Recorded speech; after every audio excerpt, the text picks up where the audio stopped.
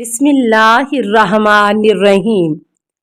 السلام علیکہ یا صاحب العصر والزمان۔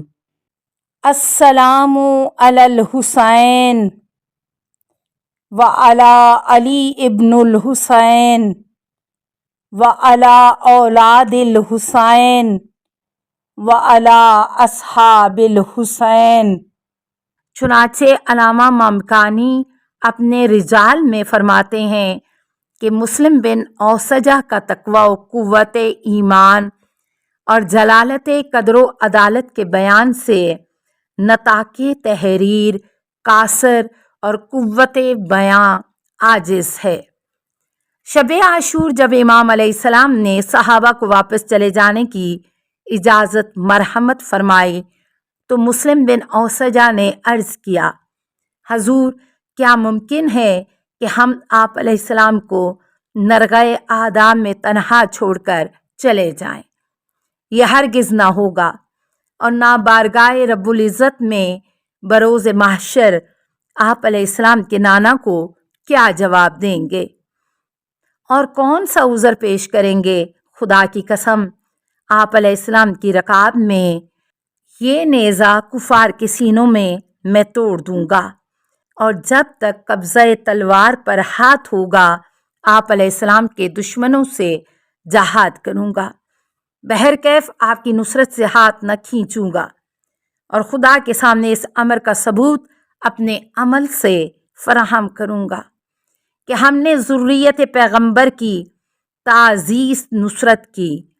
خدا کی قسم اگر مجھے یقین ہو کہ میں مارا جاؤں گا اور پھر زندہ ہوں گا اور پھر قتل کیا جاؤں گا اور میری لاش کو آگ سے جلایا جائے گا اور 70 دفعہ میرے سامنے یہ برتاؤ کیا جائے گا، تب بھی آپ علیہ السلام کی رکاب سے دور نہ ہوں گا، حالانکہ اب تو ایک ہی دفعہ مرنا ہے اور اس کے بعد نعمت ابدی اور کرامت دائمی کا حاصل کرنا ہے۔ روز عاشور جب آتش حرب شعلہ زن ہوئی، عمر بن حجاج زبیدی نے امام حسین علیہ السلام کے میمنہ پر حملہ کیا اور شمر ذی جوشن نے میسرہ پر چڑھائی کی تو مسلم بن اوسجہ غضبناک شیر کی طرح میدان میں رجز پڑتا ہوا آگے بڑھا اور برقِ اور سرسر عاطف بن کر روباہ صفت انسانوں پر حملہ آور ہوا۔ اس نیزہ لچکدار اور تلوار شرربار کو خون کفار سے بار بار سیراب کرنے لگا، اور حیدر کرار کا یہ جان باز وفادار غلام لشکر کفار کے لیے سیل عذاب کی شکل میں نمودار ہوا۔ عمر بن سعد کی فوج سے ایک نابکار نکلا تو مسلم بن اوسجہ نے اس کے دائیں پہلو میں اس زور سے نیزہ مارا کہ اس کے بائیں پہلو سے پار ہو گیا۔ پھر دوسرا آیا تو اس کو بھی دارالبوار پہنچایا، اور اسی طرح سے 50 جنگجو بہادروں کو فنار کیا، لیکن آخر سن رسیدہ بزرگ تھا، زخموں کی کثرت کی تاب نہ لا کر زمین پر گر پڑا۔ ابھی جان میں رمق باقی تھی کہ حضرت امام حسین علیہ السلام بہت تیزی سے اس پروانہ امامت کی خبر گیری کے لیے بنفس نفیس تشریف لائے، اور حبیب بن مظاہر بھی آپ علیہ السلام کے ہمراہ تھے۔ پس امام علیہ السلام نے اس کے حق میں دعائے رحمت کی۔ حبیب بن مظاہر نے مسلم کے بالین سر پہنچ کر کہا، اے مسلم، اگرچہ تیری یہ حالت میرے لیے ناقابل برداشت ہے، لیکن تجھے بہشت کی بشارت ہو۔ مسلم نے نہایت کمزور اور بھرائی ہوئی آواز میں حبیب کو خیر و سعادت کی دعا دی۔ حبیب نے کہا، اے مسلم، اگر میں تیرے بعد مجھے زندگی کا یقین ہوتا تو تجھے کہتا کہ کوئی وصیت کرو اور اس کے پورا کرنے میں کوئی کسر نہ اٹھا رکھتا، لیکن میں ابھی تیرے نقش قدم پر تجھے ملنے والا ہوں۔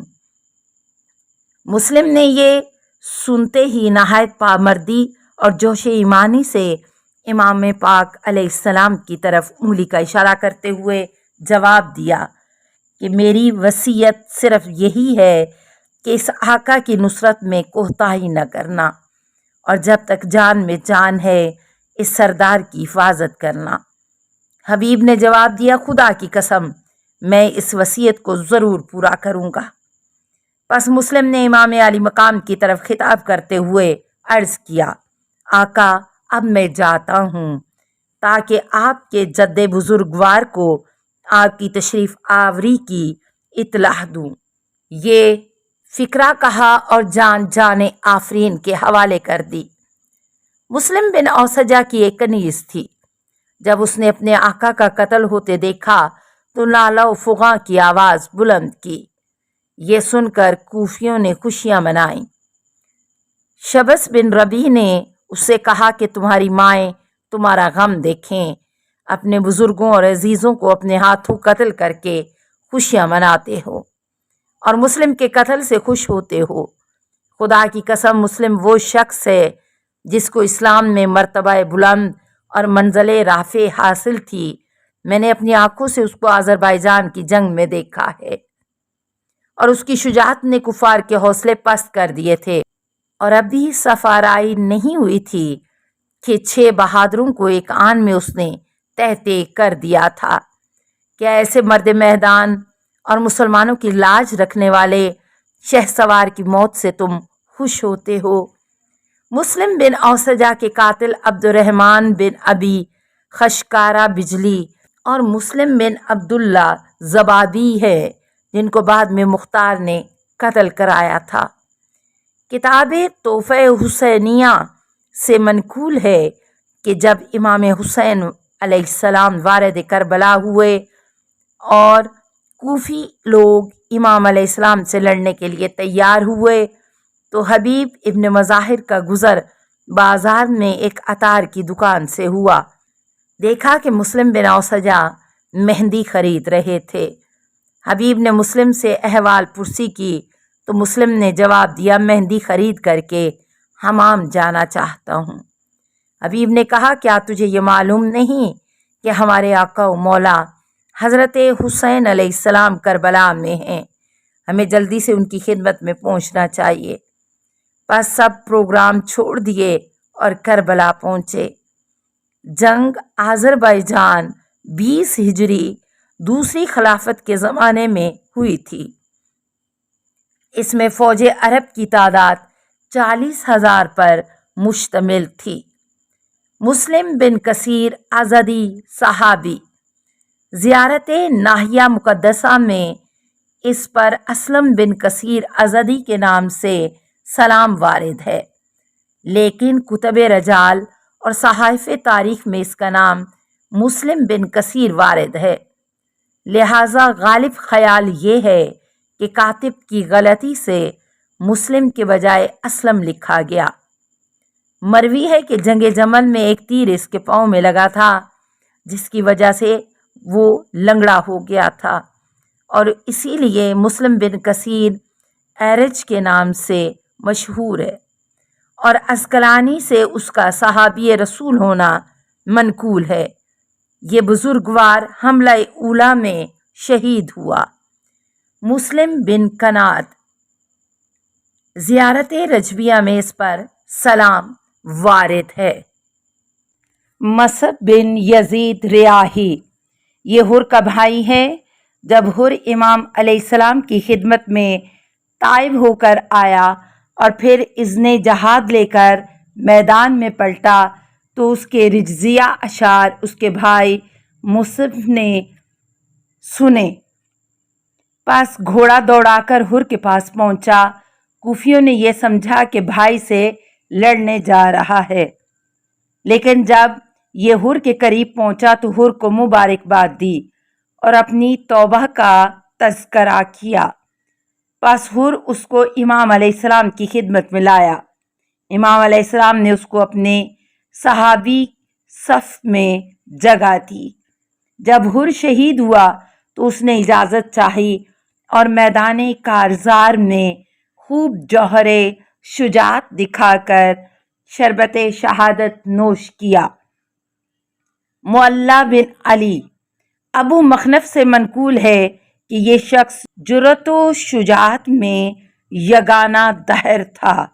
میدانی جنگ میں اس نے خوب داد شجاعت دی اور 64 نام برآوردہ اشخاص کو تحت کیا۔ السلام علیکہ یا صاحب العصر والزمان، الامان الامان الامان من فتن الزمان، السلام علیکہ یا خلیفۃ الرحمن، السلام علیکہ یا امام الانس والجان، السلام علیکہ یا مظہر الایمان، السلام علیکہ یا شریک القرآن، السلام علیکہ یا قاطع البرہان، السلام علیکہ یا امام زماننا ھذا اجل اللہ فرجک وسہل اللہ مخرجک وظہورک، السلام علیکہ ورحمۃ اللہ۔